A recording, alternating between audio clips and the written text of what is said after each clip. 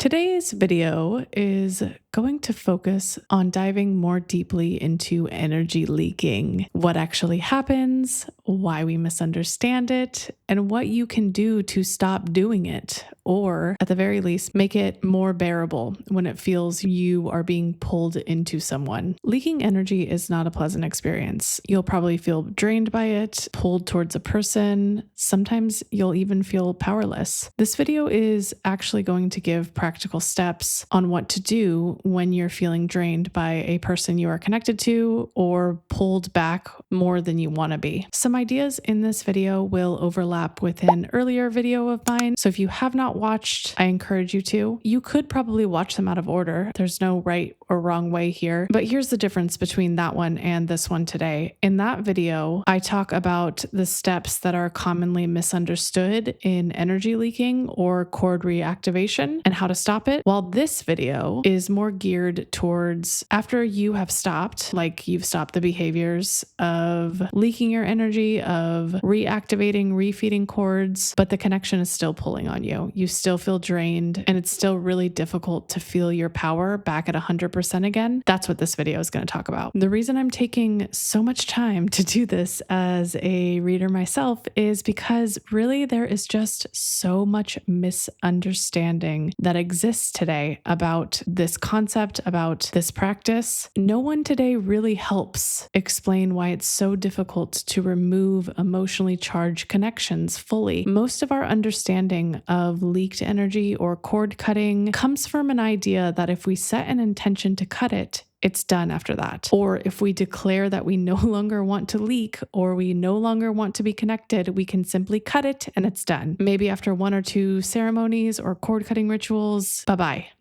But really, that's the furthest thing from the truth, especially seeing that as a reader myself. And here's the thing, I don't need to prove that to you. The fact that you're here means leaking and connection entrapment is a very real thing that is not talked about. So today, it's really my job to disrupt mainstream understanding and bring even a small amount of clarity, if I can at all. So whoever is ready to hear this will stay, but do not underestimate what brought you here in the first place. There is probably a bigger reason. Basically, I'm going to be explaining why it's so damn hard to stop leaking your energy, why you're still pulled even after doing everything right, and make sure to watch the end and all parts through. I know a lot just want the information quickly, they just want the solutions, but I can assure you this is not easily digestible information. You cannot just understand it in a quick AI summary or skip to the part that you care about. If it was an easy concept, there wouldn't be so much widely misunderstood information about it, and cutting cords would be a simple thing, and it's not. The reason misinformation exists in the first place is because people skip ahead or try to understand something simply that's very complicated or nuanced. So if you're really done having your energy drained, leaking your light source, please listen with patience, hear all parts with an open mind. Even if it's uncomfortable to hear the truth, it serves your highest good. So I'm hoping before you begin this with me that you understand some basic mechanics of cord functioning and energy cycling between two people in a highly charged system. That is very important to why your energy keeps leaking. It is a core fundamental concept of what we're talking about today. If you don't really feel like you know what connects, what feeds, what ignites a cord, I really do suggest watching this video before continuing. And I'm not just trying to advertise myself. It's just that video talks about why leaking energy happens in the first place and the cord connection reactivation cycle that exists between two parties. But to briefly summarize for the sake of this video, basically, a lot of powerful charged connections stay so charged because one party primarily feeds the cord or leaks their energy to the other party, meaning the other party is essentially feeding off of your leaked energy. Yes, I mean, we can all pretty logically put those pieces together, right? But in that video that I shared, it helps it a step further is it talks about the specific ways to stop feeding, to stop leaking. So if you're looking for that, go to that video because this video is going to talk about what happens when you're not feeding and it's still really hard.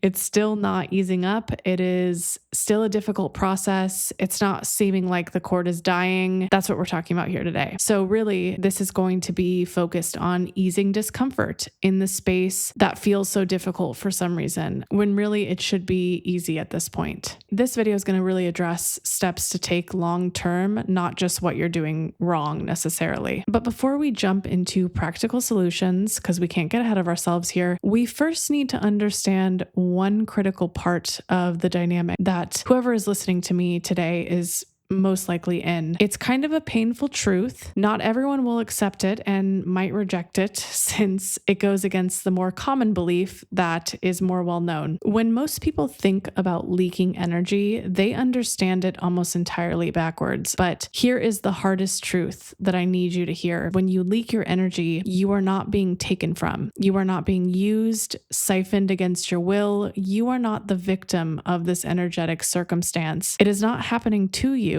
and your energy is not being pulled from. What is actually happening from a purely energetic exchange is you, or whoever is suffering from leaked energy or just curious about this video, you're actually pushing your own energy outside of yourself for specific reasons I'll get into. And that's important because you need to hear it is not being pulled from you. No one is on the other end of this cord, of this connection, siphoning, pulling, draining, drawing, nothing. You are the one that is pushing, and you are the only active force in the energy dynamic. The other side is very passive. So to say it one more time, because this is probably the most important thing, if you take anything, just hear this. There is no force on the other end. The reason this is so important is because what happens, and what has been happening in the community and understanding, is people assume energy is being pulled, it is being siphoned. And when they do that, they take away all of their power in the matter. It goes from something that you can control to something you can only manage with rituals and ceremonies. The reason we believe declarations or one-time ceremonies or cord-cutting rituals even work is because we believe our energy is being pulled out from us without our consent. And so we are declaring our energetic safety in some way. It's almost like we're performing rituals that, don't get me wrong, for protection can work to some extent. It's just we're doing this because we believe we're passive in the matter and we have to protect from what's happening. And that's why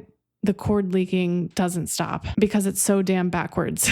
This understanding reframes the entirety of this experience as the one that's leaking is passive, and we only need to protect ourselves from someone taking from us, instead of the real root of what would stop leaking in the first place, which I'm going to talk about. By creating this false backwards understanding, it's quietly shaming those who feel these declarations, these protection, these one-time ceremonies are just simply not working for them. Since there are no other resources available that is really talking about this concept, about this energy exchange, it creates a feeling of these people who are still stuck in these cycles and feeling pulled towards someone like, okay, something's wrong with me because all of these rituals didn't work. I still feel connected. I still feel powerless. I still feel drained. Basically, the community is saying, if it doesn't stop after these ceremonies, after these rituals, we have nothing else for you. It's a you problem. And that's where I'm so heated about misinformation and about disrupting everything. The last thing I feel people deserve is to feel shame because resources are so misleading or quietly telling them their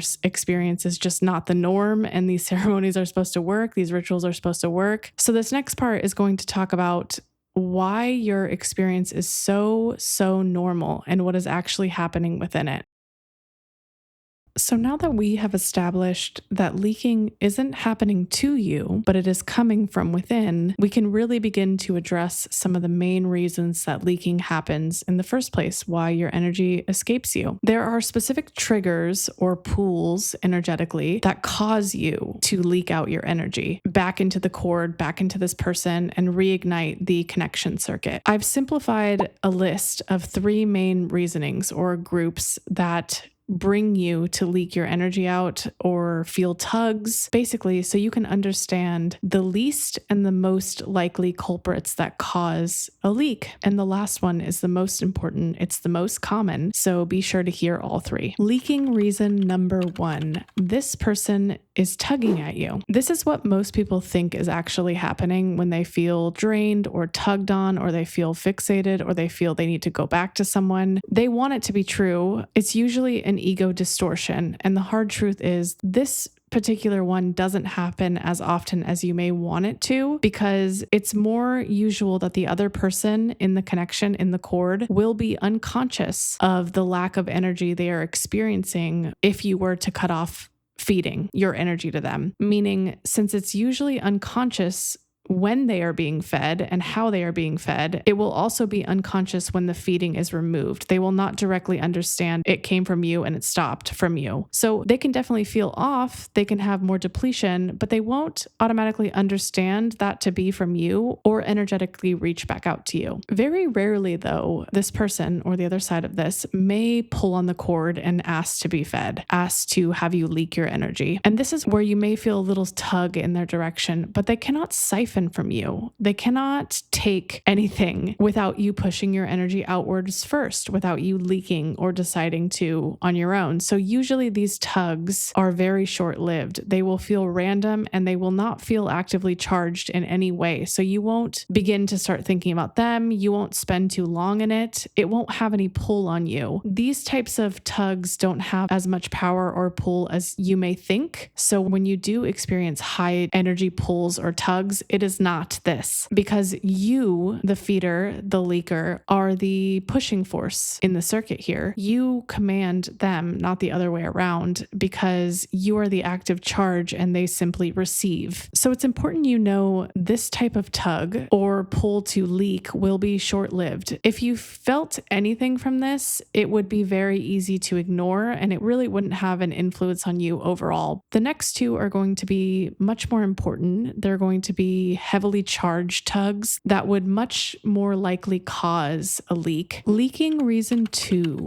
phantom tugs. This is the type of tug that is muscle memory based. It is inconsistent in shape and appearance. It's not only at the beginning of cord cutting or stopping feeding a cord. It can also happen much later down the road and have nothing to do with the other person themselves. These types of tugs can come up when your system doesn't know what to do with circulating energy on its own. So this is a type of tug that affects those the most who have chronically fed cords or leaked energy throughout their life in some way, either consciously or unconsciously. You are used to the action of feeding, the action of leaking, so not doing so will bring discomfort, restlessness, maybe even emptiness. And these feelings can show up when also your system just doesn't know what to do with circulating energy to its entirety. It could feel wrong or disturbing to complete a cycle. You maybe want to outsource that energy on some level, so it won't feel natural to keep the energy within at all times. So you might feel pulls to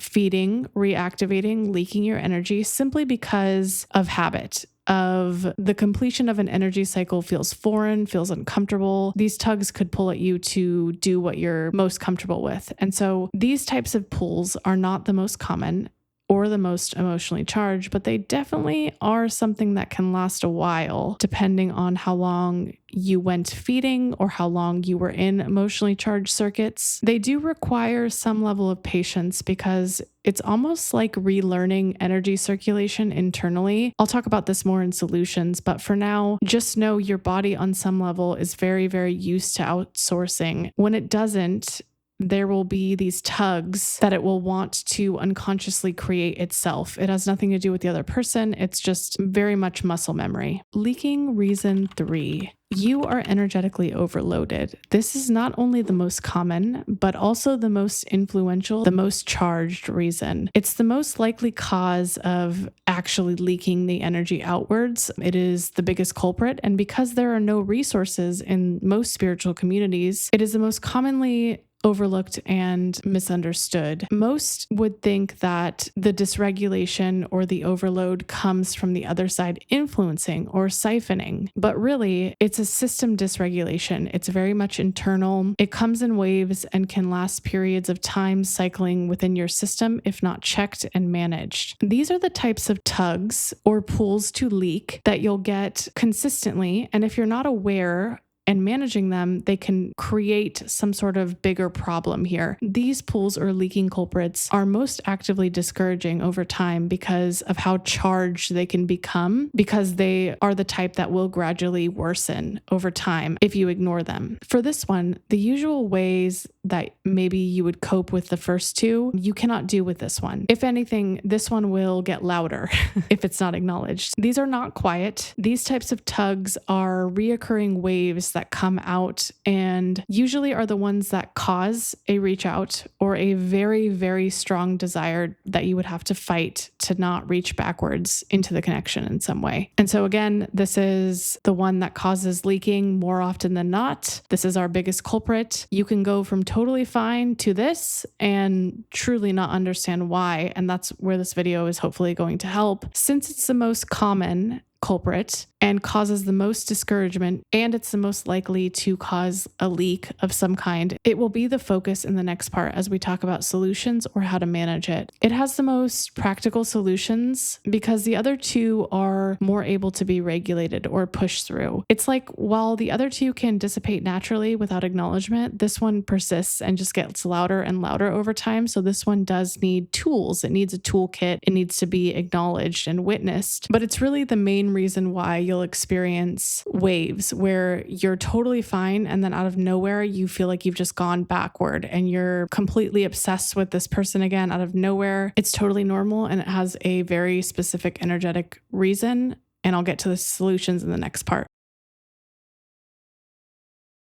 I really want to talk about why it is that you're fine for many days, weeks, months, years, and then out of nowhere you feel these intense pullbacks to reactivate an old cord or to leak energy outward again. The most common reason is you become energetically overloaded or you have reached a threshold. Feeders or leakers, whatever we want to call them, have complex regulation structures or energetic systems that have unique abilities to circulate high energy levels. They are usually powerful transmuters.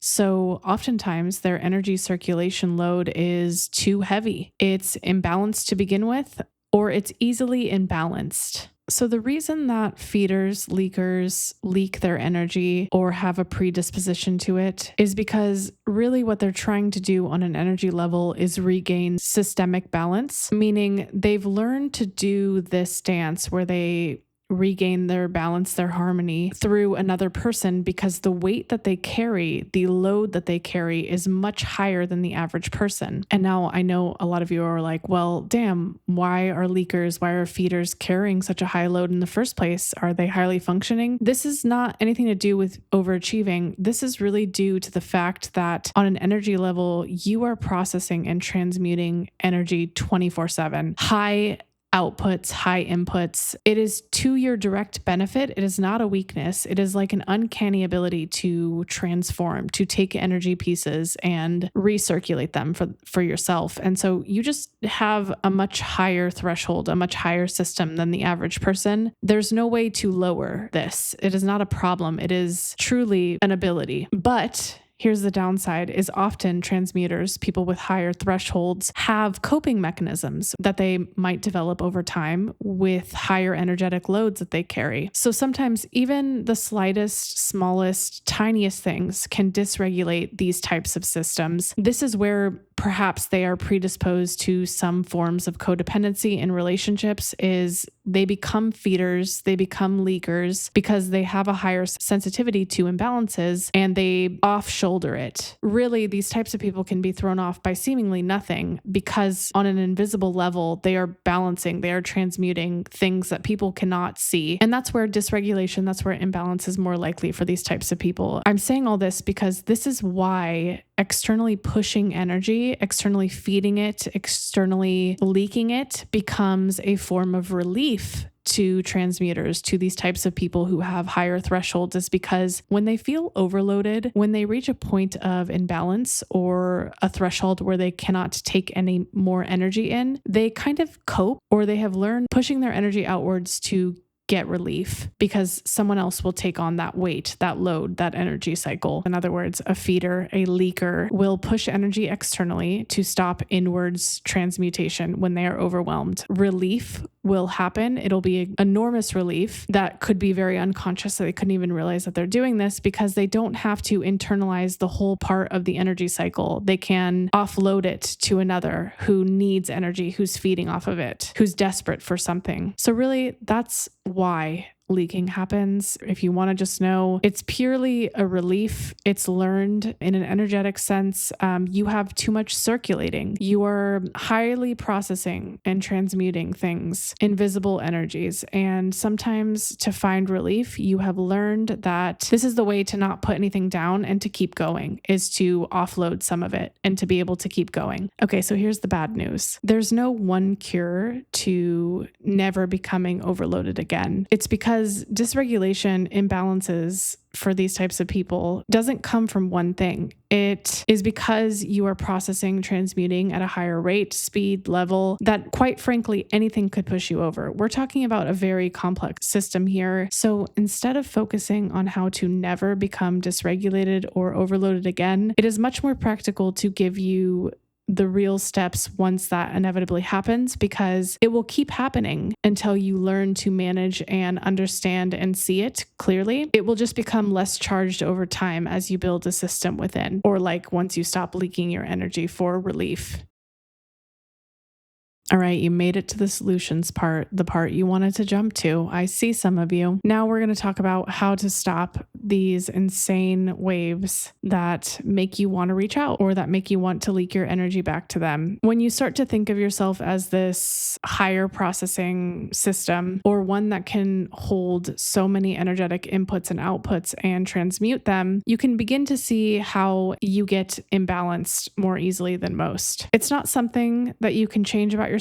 I hope I made that clear. This ability to work at such a high level is really what makes you able to supersede a lot of people and obstacles in your life that you maybe can't see right now. So it's not a matter of resenting this or thinking it's hurting you or it's a flaw. It's just understanding what's happening on an energetic level and the inputs that live around you. Once you understand how many inputs you're taking in, how inputs meaning the energy you're digesting, you can then reduce the load that you put on your system to get you back to balance when you are dysregulated or you are in this state of imbalance. You can do this all on your own without reaching back to this external source to hold the weight. And what I mean by that is when you're dysregulated, when you're in this imbalanced space that I mentioned, basically what your system is saying is it's saying no more inputs. It's saying, I cannot hold any more energy from any sources. And that's why your immediate urge is to reach out to someone who held something energetic for you in the past, or that you leaked towards them, or that you were feeding towards them, is your body remembers what it felt like to expel the excess and to go back to balance. It remembers what it feels like to have that relief when they took and held some of your energetic load, some of this high load. But you can do this yourself. You just have to first recognize the urge is not about this person or how much they mean to you or that there's anything wrong with you. It's about your higher input system, this ability you have that, again, is not something that you should resent. It is actually a gift. And I'm going to keep saying that because it's important. So what you do is this. You reduce inputs until the dysregulation subsides, until the imbalance subsides. And there are two main input sources that I'm going to address for you here that I recommend reducing during peaks of wanting to reach out, during peaks of feeling pulled towards the connection again. These two will have the most effect. But interestingly enough, most will think they aren't related. They are silently growing energetic dysregulation and making it worse over time. If they aren't acknowledged, they can actually make dysregulation windows worse for your system, and they can eventually lead to leaking energy backwards again. So it's important you see the direct connection between initial dysregulation and then full-blown releaking energy again and reactivating the cord again. So the first input source that is usually not considered related at all is media. Media is constant input, especially short form media like TikTok, shorts, anything that causes your brain to process quick or rapid inputs. This can exacerbate an already dysregulated energy system. Think about just scrolling mindlessly or being exposed to multiple forms of random information. That's what scrolling is you don't know when it's going to end. It's forever and it's all random. It's just hitting you left and right. And those are all inputs. Those are all energetic inputs. And so this is inviting constant random inputs in your energetic field that you do not have the space for during these cycles where your body, the cord, or everything is screaming out for this person to take the relief from you, to hold the energetic weight, to bring relief for you. So what I'll say is this: do not allow any media during these moments. Recognize them and reduce media. Constant inputs like this can cause an imbalance to actually intensify because you're putting in more inputs and not less. And less is how you return to baseline again. So limit scrolling, media, all forms of media inputs during dysregulation windows. During windows you want to reach back out or you're feeling intense urges. I cannot stress that enough. Wait until you're regulated to consume again. Not saying don't consume ever. I'm saying be mindful of what cycle you're in and if you can handle media exposure and inputs. It's often the people that get extreme about it and remove inputs entirely that fall backwards. And so don't do that. Just know you're more sensitive to receiving these inputs than others. And so it needs to be a conscious awareness, especially in these imbalanced states, is media can make a window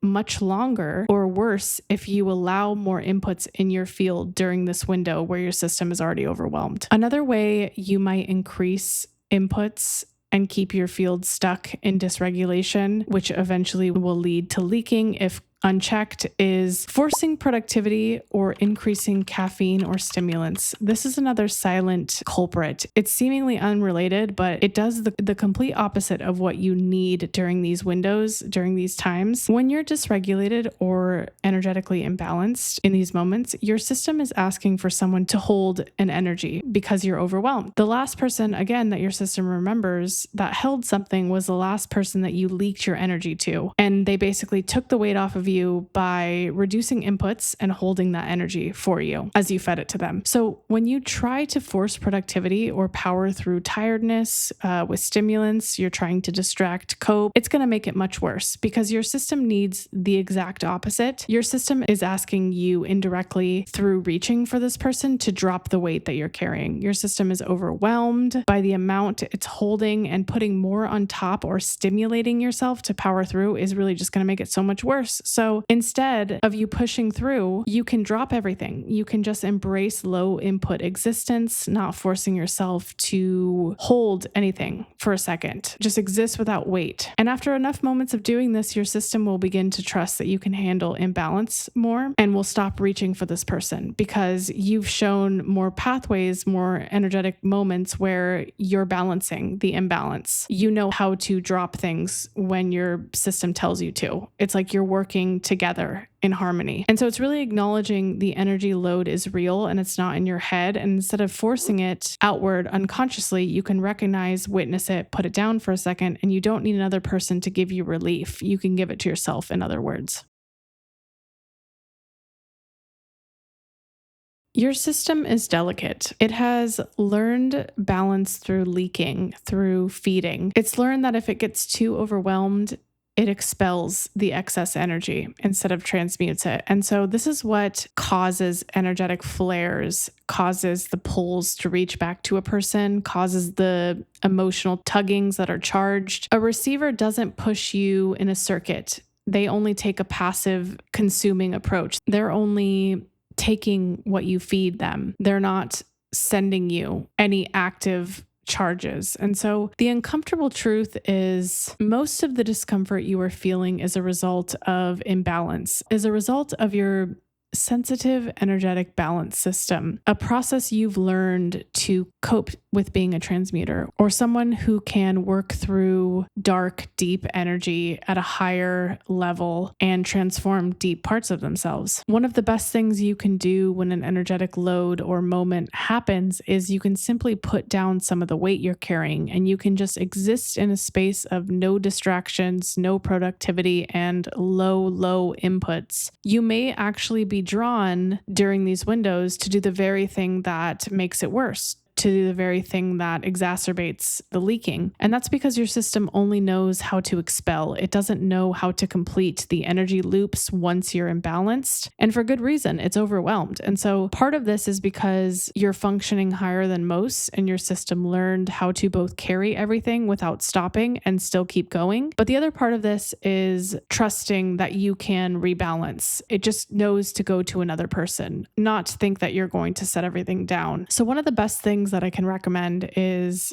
watching TV shows, low input TV that you've seen a million bajillion times, and just let go of all inputs and recalibrate back to baseline when these moments happen. You'll never not be able to have these moments. They'll always exist on some level because you are working at a higher threshold than most. You weren't meant to process slow or have smaller inputs. This is very much who you are and what makes you higher than average in the specific ways that are unique to you. The important part of this that I hope you take away is that these imbalance windows require you to shift for them, not keep carrying the load or ignore the load, because the more you keep inputs high, the more likely you will re-engage or leak your energy back, because there's simply no other place for more inputs to go when your system is already at maximum like this. And so I hope you can now start to see the pulls have nothing to do with this person and have everything to do with you. It's not a cord cutting ceremony type of fix. It's not a declaration you can make. It's not protecting your energy from someone taking from you. Really what it is